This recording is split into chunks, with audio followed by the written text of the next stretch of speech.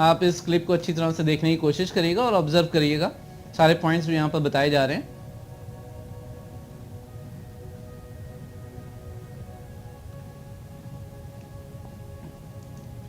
कि बायर और सेलर जैसे कि कैश मार्केट में ब्रोकर्स के थ्रू एक्सचेंज से कनेक्टेड होते हैं, उसी तरह फ्यूचर्स में ट्रेडिंग करने के लिए भी आप ब्रोकर्स के थ्रू एक्सचेंज से कनेक्ट होते हैं और आपके टर्मिनल्स पर अलग अलग तरह के फ्यूचर्स कॉन्ट्रैक्ट्स के जो कोटेशंस होते हैं वो आपको दिखाई पड़ते हैं और आप किसी फ्यूचर कॉन्ट्रैक्ट को आप सेलेक्ट करके उसके अंदर बाई सेल कर सकते हैं। कोई भी फ्यूचर कॉन्ट्रैक्ट के अंदर जो आपको स्क्रीन पर दिखाई पड़ेगा, आपके लिए ये कुछ इंपॉर्टेंट पॉइंट्स होते हैं जो देखने वाले होते हैं कि आप किस शेयर के फ्यूचर्स में ट्रेड करना चाहते हैं। जैसे यहाँ पर बार बार एक एग्जांपल यूनिलीवर शेयर्स का दिया जा रहा था, लेकिन आप रिलायंस के फ्यूचर्स में ट्रेड कर सकते हैं, आप आईटीसी के फ्यूचर्स में ट्रेड कर सकते हैं, आप रैनबैक्सी के फ्यूचर्स में ट्रेड कर सकते हैं, आप इन्फोसिस के फ्यूचर्स में ट्रेड कर सकते हैं और बहुत सारे फ्यूचर्स जो हैं वो फ्यूचर्स मार्केट के अंदर अवेलेबल हैं। तो जैसे कि इंडिया में नेशनल स्टॉक एक्सचेंज है, तो एक तरफ क्या है कैश मार्केट सेगमेंट है जिसमें इक्विटी शेयर्स की ट्रेडिंग हो रही है और दूसरी तरफ फ्यूचर्स सेगमेंट है जिसके अंदर उन्हीं इक्विटी शेयर्स के फ्यूचर्स की ट्रेडिंग हो रही है। ठीक है जी, तो ये सारी चीज़ें जो आपको देखने का मौका मिलेगा और अलग अलग फ्यूचर्स कॉन्ट्रैक्ट्स की अलग अलग एक्सपायरी डेट्स भी होती हैं। तो आपको ये पहले से आपको अच्छी तरह से समझ लेना है कि आप किस एक्सपायरी डेट वाले फ्यूचर्स कॉन्ट्रैक्ट के अंदर ट्रेड कर रहे हैं। नॉर्मली 3 तरह के फ्यूचर्स कॉन्ट्रैक्ट्स जो होते हैं वो देखने का मौका मिलता है, अभी मैं आगे उसको आपको बताऊंगा भी। और हर फ्यूचर कॉन्ट्रैक्ट का एक कोटेशन भी आपको देखने को मिलेगा जो कि लगातार चेंज होता रहेगा। ठीक है, और लॉट साइज आपको पता होना चाहिए कि आप जिस फ्यूचर कॉन्ट्रैक्ट के अंदर ट्रेड करना चाह रहे हैं उसका लॉट साइज क्या चल रहा है और पहले से आपको अपना एक पता रहना चाहिए कि आपको कितनी लॉट्स के अंदर ट्रेडिंग करनी है, क्योंकि अगेन हर लॉट के अंदर जो क्वांटिटी होती है वो काफ़ी ज़्यादा होती है। तो आप जितनी ज़्यादा लॉट्स के अंदर ट्रेडिंग करेंगे आपकी पोजीशन उतनी ज़्यादा बड़ी होगी और आपको रिस्क भी उतना ज़्यादा होगा, आपके प्रॉफिट और लॉस दोनों का जो एक्सपोजर है वो आपको ज़्यादा होगा। ठीक है जी, आगे प्ले करते हैं हम इस क्लिप को। बताया जा रहा है आपको कि फ्यूचर्स कॉन्ट्रैक्ट के अंदर बहुत सारी चीज़ें जो होती हैं वो किस तरह से एक्सचेंज सेट करता है, यानी कि किन शेयर्स के फ्यूचर्स में ट्रेड होना है एक्सचेंज के ऊपर, वो एक्सचेंज ही स्पेसिफाई करता है। यूँ तो नेशनल स्टॉक एक्सचेंज के ऊपर या बॉम्बे स्टॉक एक्सचेंज के ऊपर बहुत सारी सिक्योरिटीज़ लिस्टेड हैं, लेकिन उनके किन सिक्योरिटीज़ के ऊपर फ्यूचर्स ट्रेड होंगे फ्यूचर सेगमेंट के अंदर ये एक्सचेंज डिसाइड करता है। आगे देखते हैं हम। फाइनल सेटलमेंट डेट क्या होगी ये भी एक्सचेंज द्वारा ही स्पेसिफाई किया जाता है। नॉर्मली हर मंथ की लास्ट थर्सडे जो होता है उस दिन किसी न किसी कॉन्ट्रैक्ट की एक्सपायरी होती है। मार्केट प्राइस क्या होगा, मार्केट प्राइस में एक्सचेंज का कोई रोल नहीं होता है। जो ऑर्डर्स एक्सचेंज के ऊपर आते हैं यानी कि बायर्स के ऑर्डर्स जो आते हैं और सेलर्स के जो ऑर्डर आते हैं, एक्सचेंज बस उनको मैच करने का रोल प्ले करता है और उसी ऑर्डर मैचिंग से जो मार्केट प्राइस होता है वो ओरिजिनेट होता है। लेकिन एक बात मैं जैसे कि पहले भी बता चुका हूँ कि फ्यूचर्स मार्केट के अंदर जो प्राइसेस चल रहे होते हैं वो डायरेक्टली इन्फ्लुएंस्ड होते हैं, डायरेक्टली इम्पैक्टेड होते हैं by the prices which are there in the cash market. तो कैश मार्केट के जो प्राइसेस होते हैं वो इन्फ्लुएंस करते हैं फ्यूचर मार्केट के प्राइसेस को, या यूं बोले हम क्योंकि फ्यूचर्स मार्केट के अंदर फ्यूचर्स ट्रेड होते हैं और वो अपने आप में डेरिवेटिव्स होते हैं, तो हम यूं भी बोल सकते हैं कि फ्यूचर्स मार्केट अपने प्राइसेस जो हैं वो कहीं ना कहीं कैश मार्केट की जो प्राइसेस हैं वहां से डिराइव करते हैं। ठीक है जी, लॉट साइज क्या होगा किसी फ्यूचर कॉन्ट्रैक्ट का, जैसे हमने यूनिलीवर के इसमें देखा कि यहाँ पे 600 लॉट साइज है, तो वो लॉट साइज भी एक्सचेंज ही स्पेसिफाई करता है। क्वांटिटी आपकी मर्जी है कि आप किस क्वांटिटी के अंदर क्या करना चाहते हैं, ट्रेड करना चाहते हैं। चलिए अब हम देखते हैं कि किस तरह से फ्यूचर्स की ट्रेडिंग एक्सचेंज के ऊपर रहती है। आप अपने स्क्रीन के ऊपर देख सकते हैं, यहाँ पर क्लिप रन कर रही है कि किस तरह से बायर्स और सेलर्स जो हैं वो फ्यूचर्स ट्रेडिंग के लिए ब्रोकर्स के थ्रू कनेक्टेड होते हैं और उनके टर्मिनल पे बहुत सारी इन्फॉर्मेशन रहती है जिसको देख करके वो अपने ऑर्डर एंट्री फॉर्म को सबमिट करते हैं। जैसे कि आप यहाँ पर देख पा रहे हैं कि सबसे पहले तो उनको ये सिलेक्ट करना होता है कि यानी कि आपको सिलेक्ट करना होता है एज ए बायर और या एज ए सेलर कि आपको किस तरह के फ्यूचर्स में ट्रेड करना है। आपको इंडेक्स फ्यूचर्स में ट्रेड करने हैं जो अपने प्राइस का जो कोटेशन है वो इंडेक्स के कैश प्राइस से डिराइव करेंगे, या आपको स्टॉक फ्यूचर्स से ट्रेड करने हैं जो अपने प्राइसेस कैश मार्केट के अंदर जो स्टॉक के प्राइसेस चल रहे होंगे वो उनसे डिराइव करेंगे। आप मेरी बात समझ रहे हैं। जैसे कि यूनिलीवर का शेयर है, हमने देखा था कि यूनिलीवर शेयर के जो फ्यूचर्स हैं वो अपने प्राइस किससे डिराइव कर रहे थे, वो किस प्राइस से इन्फ्लुएंस हो रहे थे। यूनिलीवर शेयर के जो प्राइसेस कैश मार्केट में चल रहे थे वो अपने प्राइसेस उन प्राइसेस से डिराइव कर रहे थे। You are getting my point. तो आपको ये सेलेक्ट करना पड़ेगा कि आपको स्टॉक फ्यूचर्स में ट्रेड करना है या आपको इंडेक्स फ्यूचर्स के अंदर ट्रेड करना है। तो फॉर एग्जांपल आपने चूज कर लिया कि आपको स्टॉक फ्यूचर्स में ट्रेड करना है, ठीक है जी। तो आपको किस स्टॉक फ्यूचर में ट्रेड करना है, तो हमने यहाँ पर क्या ऑप्शन चूज कर लिया, हमने यूनिलीवर के फ्यूचर्स में ट्रेड करना डिसाइड किया है। और उसके बाद फिर आपको कॉन्ट्रैक्ट सेलेक्ट करना होगा, जो कि हमें पता है फ्यूचर कॉन्ट्रैक्ट है, इसका सेटलमेंट कब होना है, आगे फ्यूचर में किसी डेट के ऊपर होना है। तो हम किसी भी कॉन्ट्रैक्ट को उसके सेटलमेंट डेट से आइडेंटिफाई करते हैं। तो किसी भी समय मार्केट के अंदर कई सारे फ्यूचर कॉन्ट्रैक्ट अवेलेबल होते हैं, जैसे यूनिलीवर के फ्यूचर्स हैं, ठीक है जी। तो यूनिलीवर के ऐसे फ्यूचर्स भी हो सकते हैं जो मार्च में सेटल होंगे या अप्रैल में सेटल होंगे या मई में सेटल होंगे। आपको नॉर्मली 3 तरह के फ्यूचर्स कॉन्ट्रैक्ट्स जो हैं वो एक ही समय में देखने का मौका मिलता है, करंट मंथ के, उससे नेक्स्ट मंथ के जिसको मिडिल मंथ भी बोलते हैं, और फिर उसके बाद वाले मंथ के यानी कि फार मंथ के। तो यहाँ पर जैसे एक एग्जांपल के तौर पे 3 कॉन्ट्रैक्ट हमने आपको बताया है कि आप इसमें से कोई एक कॉन्ट्रैक्ट चूज कर सकते हैं, करंट मंथ का चूज कर सकते हैं, आप नेक्स्ट मंथ का चूज कर सकते हैं, या फिर आप फार मंथ का भी कॉन्ट्रैक्ट आप चूज कर सकते हैं। तो इन तीनों में से आपको कोई एक कॉन्ट्रैक्ट क्या करना होगा, आपको चूज करना होगा, ठीक है जी। या आप एक से ज़्यादा महीने के कॉन्ट्रैक्ट्स में भी क्या कर सकते हैं, ट्रेड कर सकते हैं, लेकिन वो दोनों ट्रेड्स जो होंगे वो अलग अलग होंगे। लेकिन एक सिंगल ऑर्डर जो आप फ्यूचर्स का लगाएंगे उसमें आप एक सिंगल कॉन्ट्रैक्ट को ही सिलेक्ट करेंगे। अगर आप कई महीनों यानी अलग अलग मंथ्स के फ्यूचर्स के अंदर ट्रेड करना चाहते हैं तो उसके लिए आपको अलग अलग ऑर्डर क्या करने पड़ेंगे, आपको लगाने पड़ेंगे। मेरे ख्याल से आप मेरी बात समझ रहे होंगे। और ऑर्डर टाइप जो होता है वो अलग अलग तरह के ऑर्डर्स आप सबमिट कर सकते हैं। आप मार्केट ऑर्डर सबमिट कर सकते हैं। अगर आप मार्केट ऑर्डर सबमिट करेंगे तो जो करंट मार्केट प्राइस चल रहा होगा फ्यूचर कॉन्ट्रैक्ट का वो ऑटोमेटिकली सिलेक्ट हो जाएगा और उसके ऊपर आपका बाई या सेल ऑर्डर एग्जीक्यूट हो जाएगा। अगर आप लिमिट ऑर्डर अगर आप चूज करते हैं तो देखते हैं कि क्या सिस्टम होता है यहाँ पर।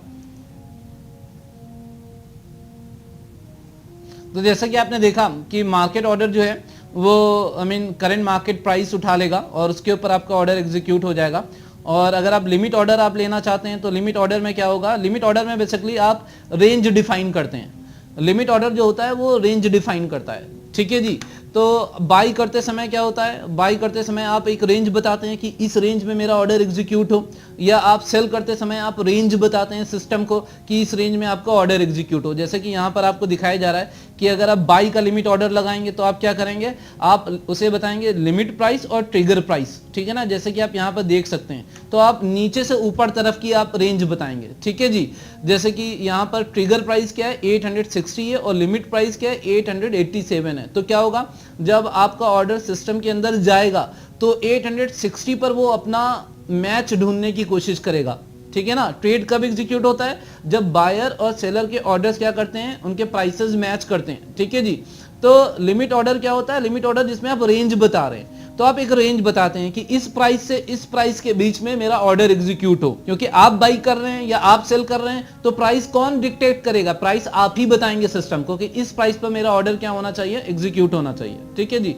तो लिमिट ऑर्डर में क्या है, बाई करते समय आप रेंज बताते हैं, जिसमें ट्रिगर प्राइस यानी कि जिस ट्रिगर प्राइस वो प्राइस होता है जिसपे सिस्टम अपना मैच ढूंढने की कोशिश करता है, ठीक है जी। तो यहां पर आप ट्रिगर प्राइस बता रहे हैं और लिमिट प्राइस बता रहे हैं कि भाई इससे ज्यादा ऊंचे प्राइस पर मेरा जो है वो ऑर्डर एग्जीक्यूट ना हो। तो 860 टू 887 आप क्या बता रहे हैं, आप अपनी रेंज बता रहे हैं। ध्यान दिएगा यहाँ पे ट्रिगर प्राइस कम है और लिमिट प्राइस क्या है, ज्यादा है। तो आप एक नीचे से आप एक ट्रिगर प्राइस बता रहे हैं जब सिस्टम आपके ऑर्डर के लिए मैच ढूंढना स्टार्ट करे, और ऊपर ले जाकर के आप अपने अपने अपने रेंज को क्या कर रहे हैं, आप लिमिट कर रहे हैं। तो वो क्या है, वो लिमिट प्राइस है कि भाई ठीक है 860 से लेकर के 887 तक मेरा ऑर्डर क्या हो जाए, एग्जीक्यूट हो जाए। इसी तरह से हम देखते हैं कि किस तरह से एक सेल का लिमिट ऑर्डर क्या होता है, एग्जीक्यूट होता है। जैसे कि आप यहाँ पर देख पा रहे हैं कि जब आप सेल का लिमिट ऑर्डर लगा रहे हैं तो यहाँ पर क्या है, यहाँ पर उल्टा सिस्टम है। यहाँ पर ट्रिगर प्राइस जो है वो ज्यादा है और लिमिट प्राइस क्या है, कम है। क्योंकि जब आप बेचते हैं ना तो आप नीचे की तरफ रेंज देखते हैं कि ठीक है भाई 887 पे मैं अपना माल बेचना स्टार्ट करूंगा और बस मैक्सिमम टू मैक्सिमम 880 तक जाकर के मैं क्या कर दूंगा, अपना माल मैं बेच दूंगा, इससे ज्यादा नीचे नहीं जाऊंगा मैं माल बेचते समय। तो जब आप सेल ऑर्डर लगा रहे हैं और उसके अंदर आप रेंज डिफाइन कर रहे हैं तो उसमें ट्रिगर प्राइस क्या होगा, वो ज्यादा होगा और लिमिट प्राइस क्या होगा, वो कम होगा। जबकि बाइंग में क्या हो रहा था, बाई साइड का जो लिमिट ऑर्डर था वो इससे बिल्कुल एकदम उल्टी तरह से डिफाइन किया जा रहा था। ठीक है जी, तो इस तरह से आपने देखा कि अपना ऑर्डर आप किस तरह से पंच इन कर सकते हैं और उसके बाद सर्टेनली आपको क्वांटिटी अपनी आइडेंटिफाई करनी होती है, बतानी होती है सिस्टम को कि आप किस क्वांटिटी में ट्रेड करना चाहते हैं। जैसे कि हम समझ चुके हैं कि यूनिलीवर के जो फ्यूचर्स होते हैं वो उनकी जो लॉट साइज होता है वो 600 होता है, तो 600 के मल्टीपल में क्या करेंगे, आप अपने ऑर्डर की क्वांटिटी आप सेट करेंगे। आप 600 लगा सकते हैं, 1200 लगा सकते हैं, 1800 लगा सकते हैं या और भी कोई क्वांटिटी लगा सकते हैं जो कि 600 के मल्टीपल में हो। ठीक है जी, और फिर उसके बाद आपने जब ये सारी फील्ड्स आपने भर ली तो आप अपना ऑर्डर क्या कर देते हैं, आप एग्जीक्यूट कर देते हैं। यहाँ पे एक बात मैं आपको और बताना चाहूंगा, जो आप ऑर्डर आप सेंड करने जा रहे हैं, ठीक है नहीं, भले एज ए फ्यूचर्स बायर या आप एज ए फ्यूचर सेलर, तो आपको अपने ट्रेड के लिए आपको इनिशियल मार्जिन क्या करना होता है, कैलकुलेट करना होता है कि आपको ट्रेड के ऊपर कितना इनिशियल मार्जिन क्या करना पड़ेगा, आपको जमा कराना पड़ेगा अपने ब्रोकर के पास। ठीक है जी, तो ये इनिशियल मार्जिन आपको कैलकुलेट करना होता है, कंफर्म एंड कैलकुलेट एंड पे इनिशियल मार्जिन, क्योंकि आपको ट्रेड एग्जीक्यूट होने से पहले अपना इनिशियल मार्जिन जो है वो ब्रोकर के पास आपको जमा कराना होता है। आगे देखते हैं हम, कंफर्म, कैलकुलेट एंड पे इनिशियल मार्जिन, और उसके बाद फिर हो रहा है कि आप इनिशियल मार्जिन आप पे कर रहे हैं।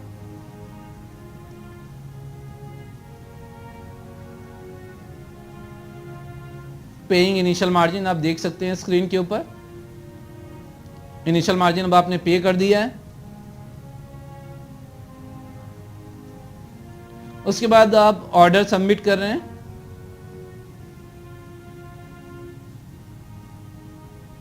इस तरह से आपके ऑर्डर्स जो हैं वो रिसीव कर लिए गए हैं, ऑर्डर्स एक्सचेंज ने मैच भी कर दिए हैं और ट्रेड आपको कंफर्म कर दिया है। आपको एज ए बायर आप काम कर रहे हैं तो भी आपके टर्मिनल के ऊपर ये इन्फॉर्मेशन फ्लैश कर जाएगी, आप अगर एज ए सेलर काम कर रहे हैं तो भी आपके स्क्रीन के ऊपर ये इन्फॉर्मेशन फ्लैश कर जाएगी। जैसे यहाँ पर दिखाया जा रहा है कि trade confirmation received both at the end of the buyer as well as on the end of the seller.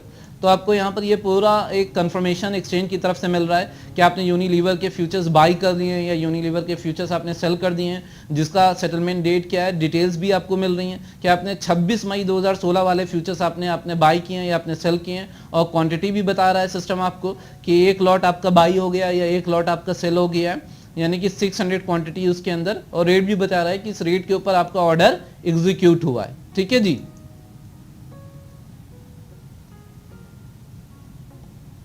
यहाँ पर एक बड़ा इंपॉर्टेंट कॉन्सेप्ट जो है वो यहाँ पर निकल करके आ रहा है, M2M मार्जिन का क्या कॉन्सेप्ट रहता है, क्योंकि अभी हम जब शुरुआत में फ्यूचर्स कॉन्ट्रैक्ट्स को हम समझ रहे थे तो हमने आपको बताया था कि किस तरह से एक एडवांस मार्जिन पे करना होता है, वो तो हमने देख ही लिया कि हम ऑर्डर एग्जीक्यूट करने से पहले जो हमारा ट्रेड का जो साइज़ होगा उसके ऊपर हम एडवांस मार्जिन हम जमा करेंगे।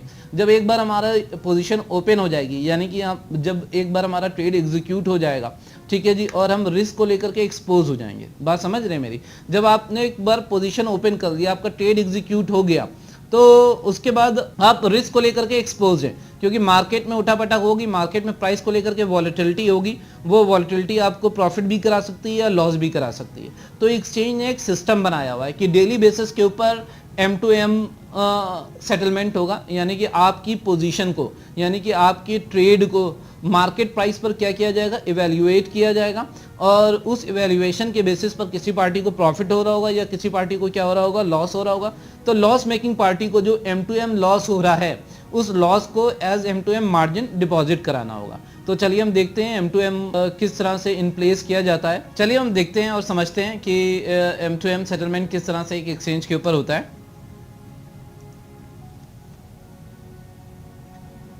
बताया जा रहा है आपको कि जैसे ही आपने अपनी पोजीशन की ओपन हो गई, यानी कि आपका ट्रेड एग्जीक्यूट हो गया, you have an open position which is expose to notional profit और लॉस। नोशनल प्रॉफिट और लॉस होगा, यानी कि जैसे ही आपका ट्रेड एग्जीक्यूट हुआ, भले आपने एज ए फ्यूचर बायर काम किया या एज ए फ्यूचर सेलर काम किया, जैसे ही आपका ट्रेड एग्जीक्यूट हुआ तो आप क्या है, आपके पास एक ओपन पोजीशन है, और ओपन पोजीशन को जब हम कंपेयर करते हैं करंट मार्केट प्राइस से, तो कोई ना कोई प्रॉफिट या लॉस दिखाई पड़ता है। यह प्रॉफिट जो हमें प्रॉफिट या लॉस दिखाई पड़ता है वो बेसिकली नोशनल प्रॉफिट या लॉस होता है, क्योंकि वो एक्चुअल प्रॉफिट या लॉस नहीं होता है। नोशनल का मतलब क्या, दिखाई दे रहा है, हुआ नहीं है, क्योंकि अभी आप ट्रेड के अंदर बने हुए हैं। तो जब तक आप अपने ट्रेड को काट नहीं देंगे, जब तक अपनी पोजीशन को स्क्वायर ऑफ नहीं कर देंगे, जब तक आप अपनी पोजीशन से एग्जिट नहीं कर जाएंगे, या यूं बोलें कि जब तक अपनी पोजीशन को आप क्लोज नहीं कर देंगे, तब तक आपका एक्चुअल प्रॉफिट या लॉस नहीं होगा। तो वो आपको पता ही है कि आप अपनी पोजीशन से कैसे एग्जिट करते हैं या कैसे क्लोज करते हैं। जब तक आप एक रिवर्स ऑर्डर एंट्री लगा करके, रिवर्स ऑर्डर के अंदर इंटर करके जब तक आप ट्रेड एग्जीक्यूट नहीं करवाते हैं, तब तक आप पोजीशन आपकी ओपन रहती है। और जब आप एक बार रिवर्स ऑर्डर आप लगा देते हैं, अपना आपका रिवर्स ट्रेड एग्जीक्यूट हो जाता है, तो आप अपनी पोजीशन से एग्जिट कर जाते हैं और आपका जो प्रॉफिट एंड लॉस है वो एक्चुअल प्रॉफिट एंड लॉस होता है। ठीक है ना, मेरी बात मेरे ख्याल से आप समझ पा रहे होंगे। क्यों भाई, आपने माल बाई किया किसी रेट के ऊपर, ठीक है ना, वहां पर आपका एक सर्टेन प्राइस था जिस पर आपका ट्रेड एग्जीक्यूट हुआ, और उस प्राइस को जब आप लगातार आप मार्केट से आप कंपेयर कर रहे हैं तो कोई ना कोई प्रॉफिट एंड लॉस दिखाई पड़ रहा है, लेकिन वो प्रॉफिट या लॉस अभी एक्चुअल नहीं है आपका, वो नोशनल है।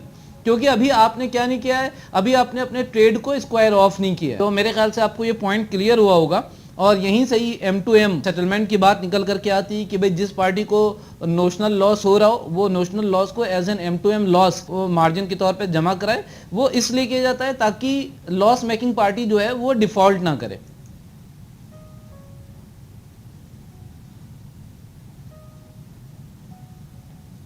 जैसे कि इसमें बताया जा रहा है कि 1130 के ऊपर आपने क्या किया, जैसे कि हम देख रहे हैं कि आपका ट्रेड जो था वो 850 के ऊपर एग्जीक्यूट हुआ था एज ए बायर या एज ए सेलर, आप स्क्रीन पे देख भी सकते हैं। और उसके बाद क्या हो रहा है, लगातार मार्केट के अंदर प्राइस चेंज हो रहा है।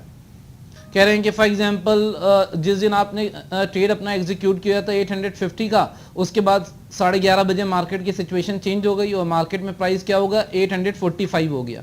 तो किसी एक पार्टी को या तो प्रॉफिट हो रहा होगा और एक पार्टी को लॉस हो रहा होगा। तो बायर को क्या हो रहा है, लॉस हो रहा है, क्योंकि उसने 850 पे माल खरीदा था। और सेलर को क्या हो रहा है, प्रॉफिट हो रहा है, नोशनल प्रॉफिट हो रहा है, क्योंकि उसने 850 पे माल बेचा था। करंट प्राइस क्या चल रहा है, 845 चल रहा है। ठीक है जी। तो इस तरह से एक M2M लगातार चलता रहता है, यानी कि मार्क टू मार्केट, यानी कि आपकी पोजीशन को लगातार एक्सचेंज जो है वो मार्केट वैल्यू के ऊपर इवेल्युएट करता रहता है। ठीक है जी, आगे देखते हैं हम।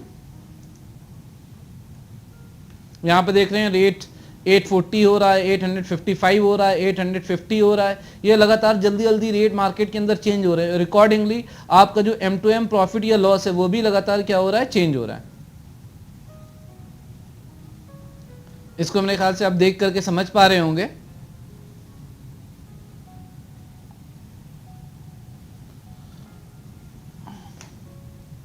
बताया जा रहा है कि this calculation of notional profit और loss is called mark to market.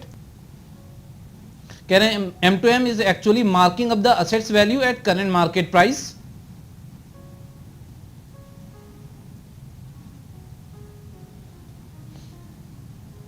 Eleven 30 से अब सिचुएशन और आगे इसी तरह से बढ़ती रही और लगातार मार्केट में वॉल्टिलिटी की वजह से प्राइसेस चेंज होते रहे और आपका M2M प्रॉफिट और लॉस जो है वो लगातार कैलकुलेट होता रहा।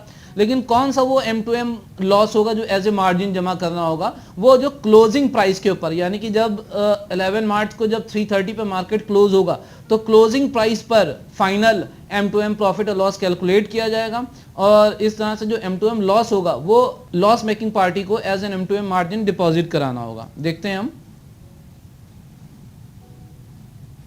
कि 330 पे क्या हो रहा है। 330 पे जो मार्केट क्लोज हुआ वो तकरीबन 845 पर बंद हुआ। तो यहाँ पर क्या है, यहाँ पर 26 मई से आप कंफ्यूज ना होइएगा, 26 वाले फ्यूचर्स के अंदर ट्रेडिंग हुई है, इसलिए यहाँ पर डेट आइडेंटिफाई की जा रही है, इसलिए डेट यहाँ पर लिखी जा रही है। हमेशा फ्यूचर कॉन्ट्रैक्ट को उसकी एक्सपायरी डेट से आइडेंटिफाई किया जाता है। तो यहाँ पर दो डेट्स दी जा रही हैं, इन दोनों डेट्स को आप समझने की कोशिश कीजिएगा। 11 मार्च को हमने क्या किया है, ट्रेड अपना एग्जीक्यूट किया है 11 o'clock पर, और फिर 330 पे हम क्या कर रहे हैं, M2M कर रहे हैं, मार्क टू मार्केट कर रहे हैं। और हमारा कॉन्ट्रैक्ट कौन सा है, यूनिलीवर के फ्यूचर्स पे हमने ट्रेड किया है, जिसका सेटलमेंट कब होना है, 26 मई को होना है। तो यहाँ पर जो डेट दी जा रही है उस डेट के फ्यूचर कॉन्ट्रैक्ट में हमने काम किया, इसलिए यहाँ पर डेट से उस फ्यूचर कॉन्ट्रैक्ट को आइडेंटिफाई किया जा रहा है। आज जो हमारी मेन डेट है वो है 11 मार्च की, और 330 पे हम क्या करने जा रहे हैं, M2M करने जा रहे हैं। तो जब हमने 850 पे हमने ट्रेड किया था, भले एज ए बायर या एज ए सेलर, तो अब हम देख रहे हैं जब 330 पे मार्केट क्लोज हुआ तो मार्केट प्राइस क्या था उस फ्यूचर कॉन्ट्रैक्ट का, 845 था। तो इस क्लोजिंग प्राइस पर फाइनल M2M प्रॉफिट और M2M लॉस कैलकुलेट हो रहा है, जो कि यहाँ पर दिखाई पड़ रहा है कि बायर को 3,000 रुपए का M2M लॉस हो रहा है और सेलर को 3,000 रुपए का M2M प्रॉफिट हो रहा है, क्योंकि 845 वो 850 में तकरीबन 5 रुपए का फर्क नजर आ रहा है और एक लॉट में काम हुआ था तो उससे 600 को मल्टीप्लाई किया तो यहाँ पर 3,000 रुपए की फिगर हमें दिखाई पड़ रही है। आगे देखते हैं हम।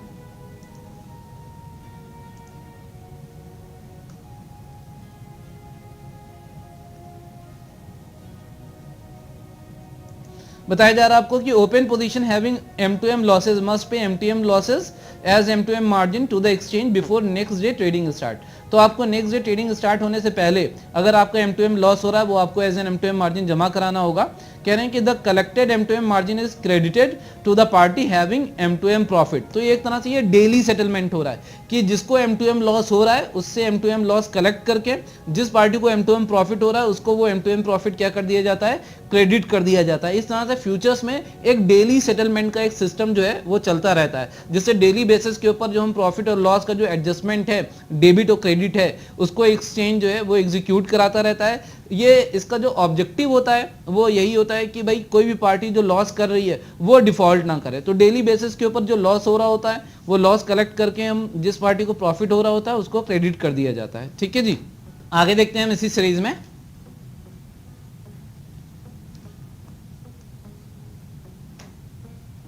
आप देख रहे हैं कि किस तरह से जो लॉस मेकिंग पार्टी है वो अपने ब्रोकर को M2M लॉस को डिपॉजिट करा दी एज एन M2M मार्जिन और वो फिर एक्सचेंज के थ्रू जो दूसरा सेलर था यानी कि जिसको एज एन M2M प्रॉफिट हो रहा था वो उसको क्रेडिट किया जा रहा है। यहाँ पर बताया भी जा रहा है आपको कि दिस पे इन पे out of profit oblique loss on daily basis is called daily settlement. तो इसी प्रोसेस को हम डेली सेटलमेंट के तौर पर फ्यूचर्स मार्केट के अंदर जानते हैं। आगे देखते हैं हम।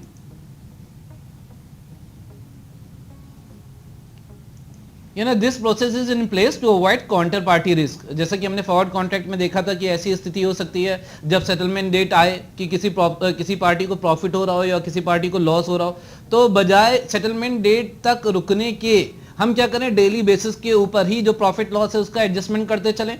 तो जो सेटलमेंट आगे 3 महीने बाद होना है या 2 महीने बाद होना है या 1 महीने बाद होना है तो उसके ऊपर सारा रिस्क न डालें, उस सेटलमेंट डेट तक हम इंतजार ही ना करें। हम क्या करें, हम डेली बेसिस के ऊपर जो प्रॉफिट या लॉस है उसका एडजस्टमेंट करते चले जाएं।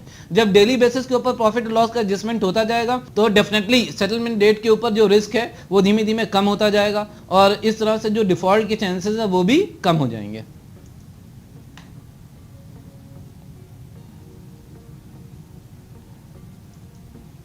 बताया जा रहा है आपको कि for next trading day open positions are marked on the today's closing price. एक बहुत इंपॉर्टेंट पॉइंट है जिसको आपको ध्यान भी रखना है और आपको याद भी रखना है अगर आप फ्यूचर्स के अंदर आप ट्रेडिंग करते हैं। यहाँ पर ये जो पॉइंट आपको मेंशन किया जा रहा है जिसको मैं ये इन्वर्टेड कॉमा में कर रहा हूँ कि for next trading day open positions are marked on the today's closing price, यानी कि आज हमने 11 तारीख को क्या किया, एक सर्टेन ट्रेडिंग करी। ठीक है जी, हमने 850 पे ट्रेडिंग करी और आज मार्केट क्लोज होते होते जो मार्केट प्राइस हो गया फ्यूचर कॉन्ट्रैक्ट का जिसके अंदर हमने ट्रेडिंग करी थी वो 845 हो गया। ठीक है जी, तो ये जो 5 रुपए का डिफरेंस था उसके बेसिस के ऊपर M2M profit, M2M loss, credit और डेबिट हो गया। यहां तक हमें बातें समझ में आ गई। अब बताया जा रहा है कि जो नेक्स्ट डे M2M होगा वो किस प्राइस पर होगा, वो 845 के प्राइस पर होगा। ये बात आप अच्छी तरह से ध्यान रखिएगा कि आज हमने 845 के क्लोजिंग प्राइस पर हमने क्या कर लिया, डेली सेटलमेंट कर लिया। आज का हमने सेटलमेंट कर लिया, आज का हमने M2M सेटलमेंट कर लिया, आज का हमने जो M2M प्रॉफिट और M2M लॉस था उसको डेबिट क्रेडिट कर लिया एक्सचेंज के थ्रू। अब नेक्स्ट डे में जब अपनी पोजीशन को क्या करेंगे, कैरी फॉरवर्ड करेंगे, तो नेक्स्ट डे पर जो पोजीशन का जो M2M होगा वो प्रीवियस डे के क्लोजिंग प्राइस पर होगा। ठीक है ना, जैसे कि यहां पर 845 पर हमने M2M सेटलमेंट कर लिया है। अब जब नेक्स्ट डे पर हम पोजीशन अपनी लेकर के जाएंगे और नेक्स्ट डे पर जब प्रॉफिट एंड लॉस यानी कि M2M प्रॉफिट और लॉस का कैलकुलेशन करेंगे वो 845 के बेसिस के ऊपर करेंगे। इसको आपको ध्यान रखना है बहुत अच्छी तरह से। ठीक है जी, चलिए आगे देखते हैं हम।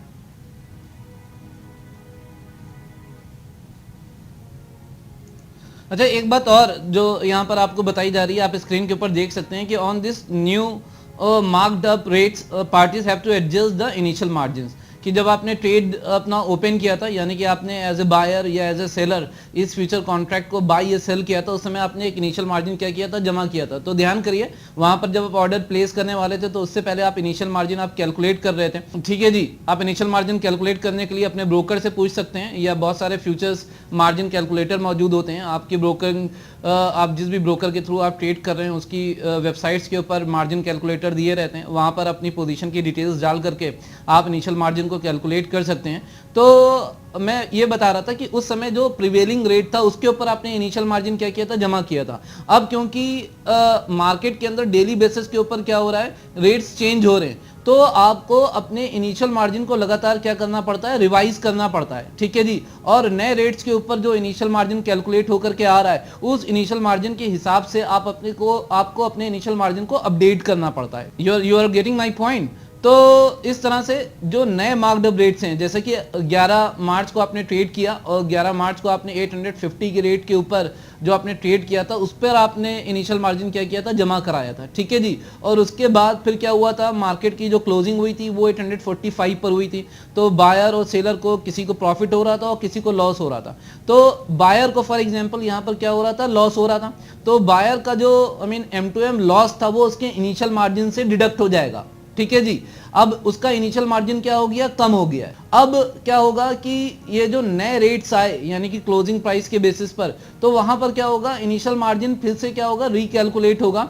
और अगर इनिशियल मार्जिन में किसी तरह की शॉर्टफॉल हो रही है, जैसे कि हमने देखा था कि भाई बायर को क्या हो रहा था, M2M लॉस हो रहा था, वो M2M लॉस जो था वो उसके इनिशियल मार्जिन से डिडक्ट हो गया, तो अब उसको अपने इनिशियल मार्जिन को टॉप अप करना पड़ेगा, ठीक है ना। जैसे कि मोबाइल फोन के अंदर अगर आपका प्रीपेड मोबाइल फोन इस्तेमाल करते हैं तो उसके अंदर अगर वैल्यू कम हो जाती है, टॉक टाइम कम हो जाता है, तो आप उसको क्या करते हैं, आप उसको रिचार्ज करते हैं। तो इसी तरह से आपको एज ए बायर या एज ए सेलर लगातार अपने इनिशियल मार्जिन को आपको रिवाइज करना पड़ता है, टॉप अप करना पड़ता है। आपको मार्जिन कॉल्स आती हैं और उस मार्जिन कॉल्स को आपको ऑनर करना होता है अगर आपके इनिशियल मार्जिन में किसी तरह की शॉर्टफॉल हो रही है, बिकॉज ऑफ कि आपके इनिशियल मार्जिन से जो M2M लॉस था वो डिडक्ट हुआ है, ठीक है जी।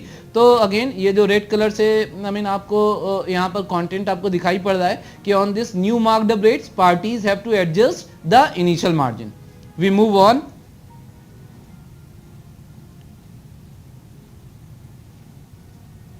बताया जा रहा है आपको कि because M2M losses are adjusted from initial margin balance has to be refilled to keep the position open.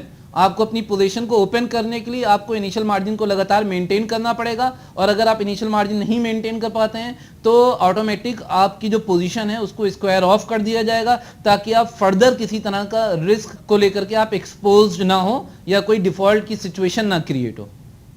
अब बताया जा रहा है फॉर एग्जांपल कि नेक्स्ट डे, अभी 11 मार्च का सारा सीन क्रिएट कर दिया था हमने और वहां पर एक्सप्लेन भी कर दिया था कि अब 12 ऑफ मार्च को यानी कि नेक्स्ट डे मार्केट ओपन हो रहा है, तो किस तरह की एक सिचुएशन होती है।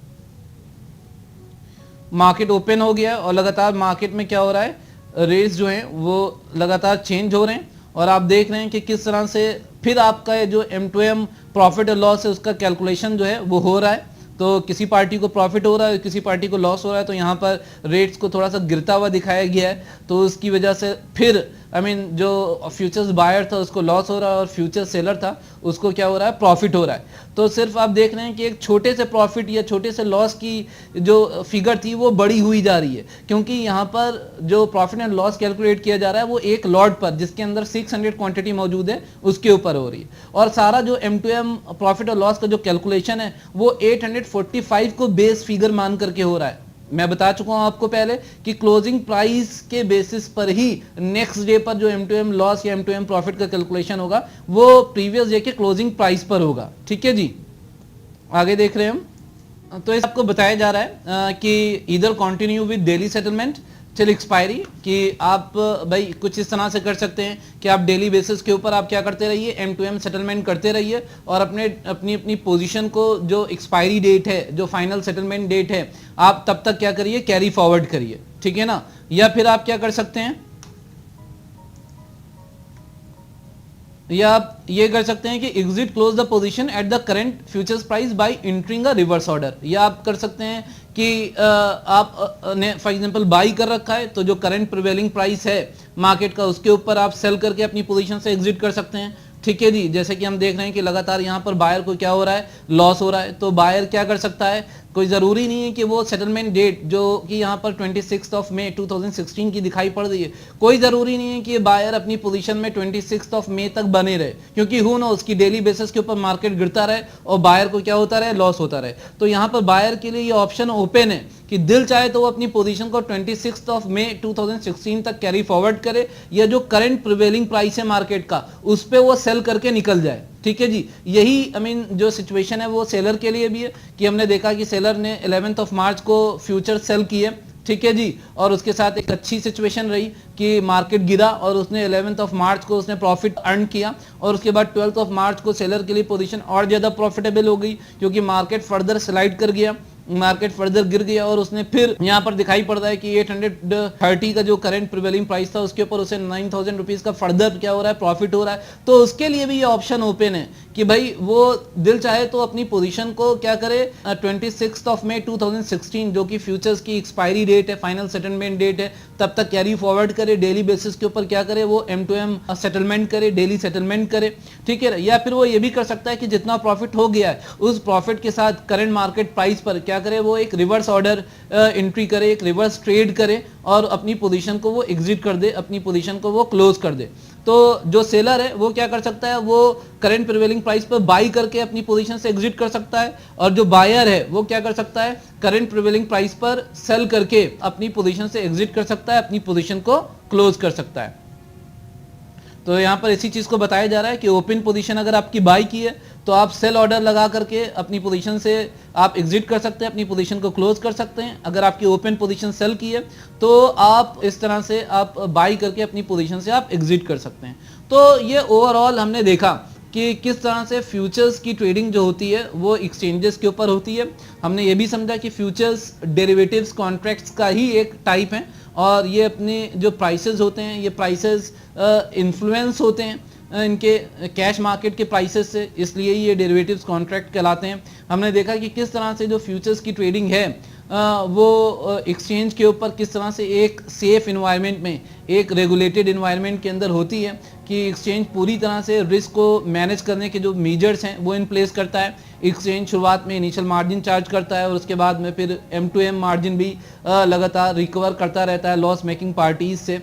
और पार्टीज किस तरह से इसके अंदर सिर्फ एक इनिशियल मार्जिन दे करके एक ट्रेड ओपन कर सकते हैं। ठीक है ना, ये भी उनके पास एक बड़ा एक अट्रैक्टिव पॉइंट रहता है फ्यूचर्स के अंदर ट्रेड करने के लिए कि आपको बस एक इनिशियल मार्जिन पे करना और आप अपनी पोजीशन क्या कर सकते हैं, क्रिएट कर सकते हैं। हमने ये भी देखा कि एक 5 रुपए का जो प्रॉफिट लॉस हो रहा है वो 3000 रुपए में कन्वर्ट हुआ जा रहा है, क्योंकि जो ट्रेड हो रहा है वो एक लॉट 600 की क्वांटिटी में हो रहा है। अलग अलग कॉन्ट्रैक्ट्स के अंदर जो लॉट साइज होते हैं वो अलग अलग होते हैं। यहाँ पर जो एग्जाम्पल लिया था मैं उसकी बात कर रहा हूँ। तो एक छोटा सा प्रॉफिट लॉस जो होता है वो इन्फ्लेट हो जाता है, वो बड़ा हो जाता है, क्योंकि यहाँ पर जो ट्रेड हुआ है वो एक दो की क्वांटिटी में नहीं हुआ है, वो एक लॉट की क्वांटिटी में हुआ है। तो लॉट के अंदर जो क्वांटिटी साइज रहता है वो आपके जो प्रॉफिट एंड लॉस है उसको क्या कर देता है, उसको इन्फ्लेट कर देता है। तो ये भी एक बहुत इंपॉर्टेंट फीचर इसका हमें देखने को मौका मिला। और हमने ये भी देखा कि उसके अंदर एक सर्टेन सेटलमेंट डेट रहती है, एक एक्सपायरी डेट रहती है। तो हम अपनी पोजीशन को या तो एक्सपायरी डेट तक कैरी कर सकते हैं डेली बेसिस पर M2M सेटलमेंट करके, या फिर हम क्या कर सकते हैं एक्सपायरी डेट से पहले अपनी पोजीशन से एग्जिट भी कर सकते हैं एक रिवर्स ऑर्डर लगा करके। तो मेरे ख्याल से इतनी सारी हमने बातें करी और इतने सारे पॉइंट्स हमने देखे, तो आपको फ्यूचर्स ट्रेडिंग एक्सचेंज के ऊपर किस तरह से होती है वो अच्छी तरह से समझ में आ गई होगी। अभी भी बहुत सारी चीज़ें हैं समझने के, तो चलिए we move on to our next topic.